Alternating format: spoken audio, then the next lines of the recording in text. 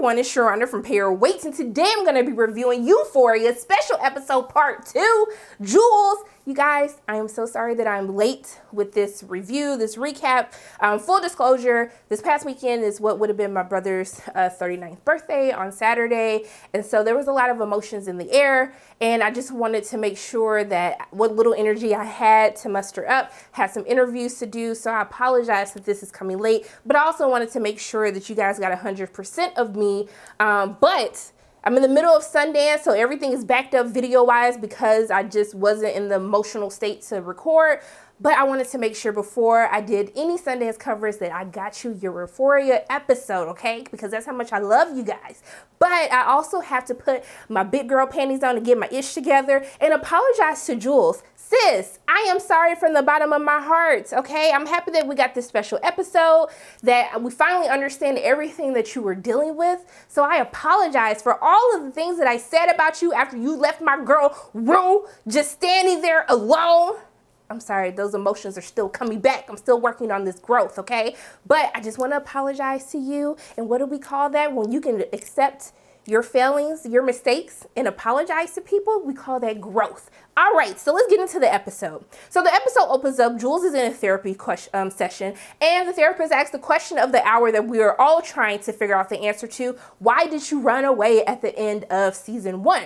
And so Jules says that she doesn't want to talk about it, but you can truly feel, like you can see the emotions that she has. You can tell that there is some complex answers to that question as we delve deeper into the episode. But just the face-ups alone on Hunter in this episode is just so fantastic. Just being zoomed in and really focusing on what Jules is going through as a character, I truly felt that emotion. But most importantly, when we get into the song choice that you had at the beginning of the episode when you used Lord Liability, look, and then the shot when they pan into her eye and they show the reflection of the year that she has had, all of the mess that she had to deal with, especially with that raggedy Nate. And I don't know what episode that you guys are going to put on Nate to make me forgive his raggedy behind. I don't think that there is an episode good enough to really explain the hurt, the pain, the trauma that he has brought to Jules. But I guess I'll have to wait and see. You can tell that I still have emotions about this, okay? Nate, raggedy, okay? Raggedy. So just that shot, just going through the reflection of the year in her eye, I just thought that was absolutely amazing. But it was the line in the song where it says, "The truth is that I'm a toy that people enjoy, till all the tricks don't work anymore and they're bored." That took me out. I felt that for Jules. Everything that she's just dealt with, and really as they delve deeper into this episode, that was such an amazing song choice. Along with the opera music that we got in the background for the episode, I felt that. I said, girl, you need to start listening to more opera music because I was feeling it. But she basically starts having this conversation where she's having these thoughts that, you know, she doesn't want to go, she wants to go off of her hormones. But it was really when she talks about how she's framed her entire view of womanhood off of men. I felt that hit me, okay? And it's something that I've really been delving in my personal life, especially in the pandemic, being here alone and not having someone, and that wants to have someone here with you. I want somebody to be in the house with me, bored as hell, just like I have been for the past year. But I had that same realization of even my actions or the things that I've done, like just being so thirsty, trying to find someone and trying to find a significant other. I truly felt that so much that I had already decided at the beginning of the year that I had to take a break from dating because I just had to get myself back and not really live or present this this idea of who I am as a woman, and only in that effort to attract another man, to attract someone else to me. And so I felt like that was some like deep stuff to really recognize at such a young age, like being in high school. But that was some stuff. I was just like, Sam, Hunter, y'all trying to speak to me? Y'all trying to tell me about my life again? Because it hit home.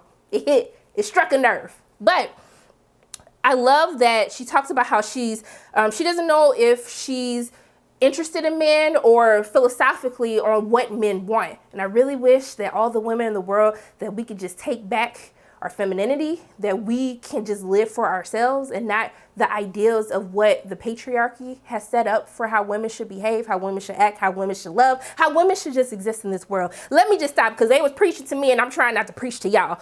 But I do love that they bring up how women create the perfect versions of themselves based on the desires of men, but more importantly, how women compare themselves to one another. And honestly, that's what people do. Y'all can sit up here and try to tell me, sis, we don't do that. Yes, you do. I do it. I can admit it. Okay. But I think that it was something that needed to be said.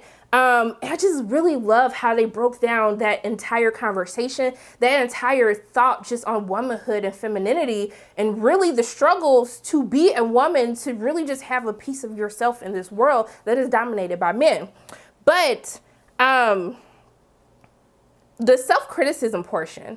So the therapist, Jules talks about how she criticizes herself, and the therapist doesn't necessarily, she thinks that Jules is too hard on herself, that she shouldn't criticize herself. But I think that's something that everyone does. We criticize ourselves. We want to live to this perfect idea of who we're supposed to be as humans on this planet. So I was like, therapist, I know you probably have a PhD in whatever you do, but I was like, sis, I don't agree with you with this. And I was really on Jules' side for that part of the conversation. But it was when she says that femininity conquered her that really took me out. And it's stressful being a woman, y'all. It is so damn stressful trying to be a woman, trying to exist in this society. And I was just like, Jules is really preaching to me in this episode. The writing is just top notch. Once again, as we explore womanhood, I just thought that they did such a fantastic job. But when she thought about my girl, Rue, when she had that smile on her face, don't act like y'all didn't smile, because I was smiling like, you better think of my girl, Rue, and you better have a smile on your face, because this is who you're meant to be with, sis. Just stop fighting it and just accept it. But when we get into the issues on why she struggles to embrace the love that she has for Rue and to really reciprocate those feelings that Rue has for her back, then things got a little bit tricky, and I was unfortunately, I was on Jules' side about this. And this is really when we get into this conversation about Jules' relationship with her mother. When she talks about how, your parents, they love you. They have this love for you as a child. When you're brought into this world, there is just this view that a parent's love for their child, but also to her exploring the parallels of that is how Rue looks at her. Rue accepts Jules for who she is fundamentally as a person. And that's something really hard to find.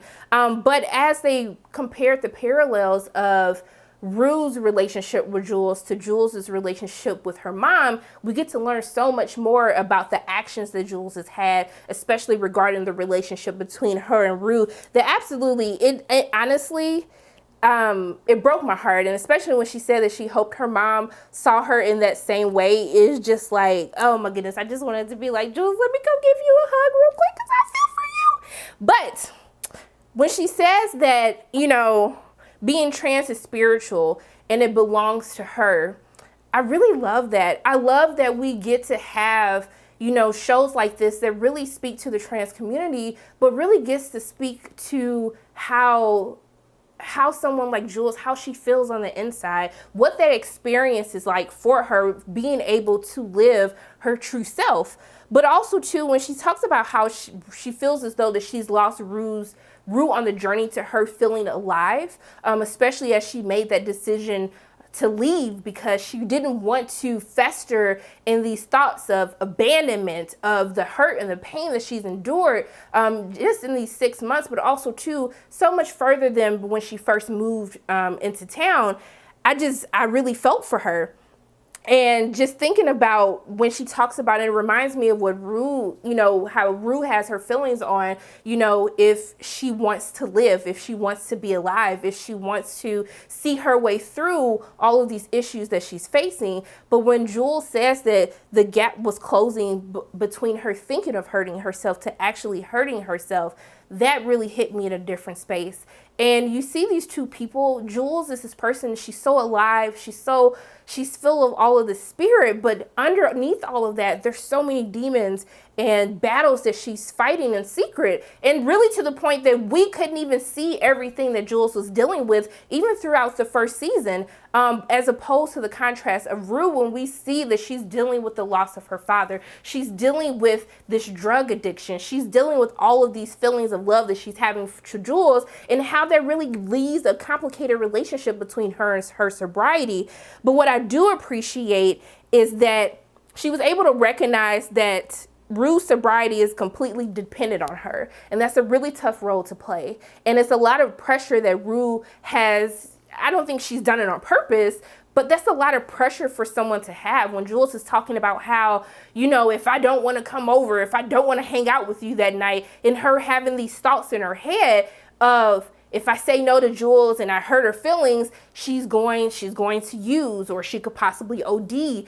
That's a lot. That's a lot for someone to really hold. And now you really get this deeper view into why she seemed so detached from Rue, to the point where I felt as though that Jules was leading Rue on, even though it's nice to know in this episode that she admits that she loves Rue, she wants to be with Rue, but she doesn't know how to balance the problems and the issues that Rue is dealing with, but also too while dealing with that on her own. But really the complexity, as I never thought about, her mom is an alcoholic and Rue is a drug addict.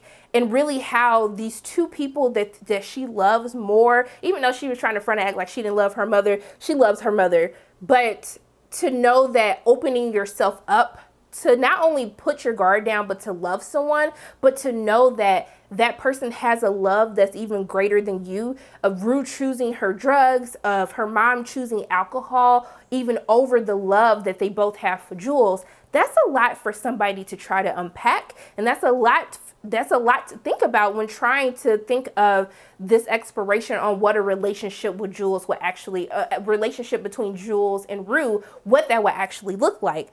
But when we see that, you know, her dad, she has a conversation with her dad before the Halloween party that they had, and he tells her like, hey, your mom's been sober for 9 months. She wants to see you. And Rue, and Jules is not having any whatsoever. And I totally understood. And to me, I did feel as though, even though I know that it was coming from a good place from her father, I felt that that was a lot to just throw that on her. After she said, I don't want no parts of this, I don't want to see her, for him to just ambush her that way, to have her mom sitting there as Jules comes home from school, I thought that was a bit much. But it hurt me even more as they're having this argument, her and her dad having this conversation, even though her dad can see that she's hurting, right? Anger, like, you're hurting. When you're that angry about something, like, that's really hurting you. And you can truly see that the breakdown of the relationship between Jules and her mother, even her mother accepting the real version of Jules, who she truly is, but also too dealing with the alcoholism that her mom has as well. That's a lot. But it really broke my heart when her dad finally was like, hey, can you just go downstairs and listen? You say you don't care. Just listen. What's it gonna hurt you? Just listen to your mama, see what she gotta say, and we can go on about our day. But to see that her mom left, and I was like, girl, sit your ass on that chair. You bet not leave. But I had a feeling that she was gonna leave, and I was like, ugh. And even when he was just like, you could tell the dad was hurt, everybody was hurt. I really just wanted to cry for her. I really did. But we see that she doesn't talk to Rue about the issues with her mom because she feels that Rue would feel the same way about her. And that anger or that disgust that she has for her mom, she feels as though that Rue would automatically assume, because she is an addict herself, that those will be the same feelings that she has for her as well, which I think is fair, but I think it's also, it's a tough spot. I felt like Jules should have had that conversation with Rue, but it's clear that Jules hasn't even really broken down and really had time to sit and make peace with her relationship with her mother. So I can also see the place where Jules is just not ready for that yet. But I love when she talks about that, when she gets into the relationships that she's had with people, these online relationships that she's had, even with Tyler, aka Raggedy Nate, how she gets consumed with the fantasy behind it. And I was like, girl, I do that too. I have a whole relationship. We didn't meet, like dating, getting to know each other, getting married. I have a whole relationship with somebody in my head. We only been talking for like a month, but that's what we do because we want that feeling that when we meet someone that we care about that person, that we want it to end up in this like happy fairy tale ending. And so it's easy to see how the hurt that she has from when Nate catfished her, or as Tyler, how she was able to so easily fall in love, as she says, because it was that fantasy that kept her going, that kept fueling this relationship with this person that she hasn't met. But I think also too, to take that to a deeper point, is really as we explore, when we have these online relationships, it's easier for us to let our guards down. It's easier for us to be vulnerable because we don't have that personal interaction where you're nervous around that person, or you're trying to present like, you know, the representative portion of you in the relationship until they actually get to know the real you once all the little lovey-dovey butterflies have gone away. I understood that from Jules. I totally felt that. But when she starts talking about that there were so many times that she wanted to kiss Rue, but she froze because she's never been that close to another woman. She's never kissed another woman. She's been interested in men this entire time. And that's a lot to unpack as well. You're experiencing these new feelings for this young woman who is also your best friend at the same time, this person who you can be yourself with, because it's not on the pretenses of this is someone who I'm in love with, this is someone who I'm going to start this journey to a relationship with. That's my best friend. Even though that's what love should be about. You should really feel like you just with your best friend and you can just talk about anything and everything and they can just know your darkest secrets. But I like that she's able to unpack that that's why she froze. Even though she wanted to kiss Rue, she wants to be with Rue.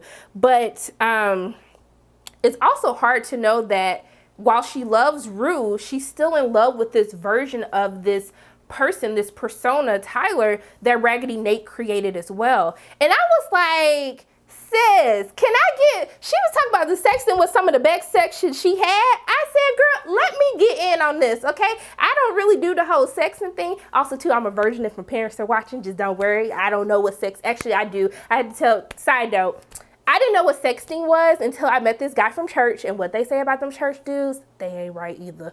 But he started sexting, and I had to call my mom. I said, Mom, what is happening right now? So I felt that. But if I knew that sexting was going to get me what Jules had, okay? Because Jules was like by herself under the covers. Girl had a whole glow, had sweat going on. I said, Lord, I want to feel what Jules felt. I want to feel, and it ain't, I mean, is it sinning? Is it sinning? Because you're not having sex. But I wanted to feel what Jules felt, okay? I know you guys felt it too. I'll be that person who says it. But when baby girl was on her back and she had all that sweat on her, I said, Lord, just give me an ounce of what Jules had in that whole sexting situation with Tyler, because I need that. I need that. But let me get back to the episode, y'all, because I'm projecting at this point. But she said she didn't exist. He didn't exist, but how could it have felt so real to fall in love with Tyler? But also at the same time, you have this love for the person who has caused you great pain, to the point where she says that she wishes though she never met him. But also too, the problems of trying to let go of this heartbreak, because her heart has been broken. This is someone that she loved. Also, too, this is someone who has betrayed her trust, and took advantage of her vulnerability that she gave to Tyler at the same time. And that makes the relationship between her and Rue even more complicated, because even though she's experiencing love with Rue, she is still going through an emotional breakdown. Her heart has been broken, and that has to be something that was like, that's really tense. But also, too, speaking of tense, that whole sex sequence between like her and Nate Raggedy behind, and then we see Rue in the background. I was like, this got real intense, okay? Like, it was intense, like a good intense, and then it got like a scary intense at the same time. But I love how they did the imagery of that entire sequence. It was a lot. It was a lot. But what was really a lot is we see her go back to this this memory, this fantasy that she has created of her and Rue living together in New York City. It's the same sequence that we see in Rue's special episode, but this is from a different perspective. And it's really with the constant fear that Jules has is if she gives in and she is open with Rue, and she loves Rue fully, and is able to reciprocate that back to her, that she has this fear that she's going to come home one day and she's going to find Rue, as we see at the end of the episode where she's on the floor, the door is locked, she's trying to get in, and Rue has unfortunately OD'd. And I just think that even hearing, like, I don't know if that was a part of the fantasy or that was when her dad really came and got her when she ran away and was like, you better open this door. I was scared for her. I was like, girl, open the door, because I don't know what your daddy gonna do. He already stressed the hell out dealing with all this stuff that is going on with your mama. I didn't know what was going to happen, but I was scared for her. I don't know if that was real life, what happened, or we were still stuck in the fantasy. I don't know. You guys let me know in the comment section how you felt about that. But it's when we go back into the past before the Halloween party, and we see Jules overhears a conversation between her dad and someone on the phone, letting him know that her mom has been taken to the hospital. They found bottles. She relapsed essentially. And just seeing that look of, because I don't think anyone wants to be proven right, especially in a situation like this, even though Jules felt as though, hey, like, you know, she's going to relapse. Like, we go through this every couple of months. It's just like a never ending, a revolving door. But I don't think she wanted to believe that her mom can get it straight, that they could repair their relationship. And so when you hear that conversation and her dad looks at her, he already knows that that's just a lot. I hope that her mother is okay. I hope her mama gets it together, but it's a lot for her. But we're given a glimmer of hope, because even though she grounded, and she should be, let me tell you something. If I ran away, I don't even think I'd be alive to tell the tale. So Jules, you better be lucky that you got a cool daddy, because if it was my parents, honey, they probably would have locked me in the church and just did a whole prayer circle trying to do some type of exorcism, because she would have been like, that's that devil spirit inside of you. I don't know what my mom would have did. I could tell you the stories as what she's done as I try new experiences, but that's for a whole nother video. But I was excited when Rue came to see her. Jules is excited, and I was happy that her daddy let her up and have this visitor. Like, he just knew that Rue needed to be able to go and see her. And then Jules begins to apologize to her. But Rue is like, obviously just still high as hell. And she just tells her, she was like, I don't know why I'm getting emotional. I was like, girl, because Jules emotional. Hell, I'm emotional just watching this whole exchange between you two. But she just yells, Merry Christmas. She runs out of the door, and then we see Jules crying. And that's where the episode basically ends. That's where it leaves us. But I feel like this episode was just so needed to have a deeper view and exploration into Jules. We got to learn so much about who Jules is, as a woman, as a trans woman, as just a broken young woman, between the relationships with men, her relationship with Jules, her relationship with Rue, her relationship with her mother. I just really felt for Jules, and to see all of these things that have transpired that we didn't know about in season 1. And also too, that she didn't feel that she can tell the one person in the world who knows that Rue loves her and she loves Rue, but to keep all of that bottled inside and not have anyone to really convey those feelings to not have that person that you can share all of these things that she's dealing with. No wonder she ran away. That's a lot to unpack for any individual, especially someone in high school. But it's just a lot that's a huge burden for one person to carry, to think that your actions affect the lives of 2 other people who are so close and near and dear to you in your heart.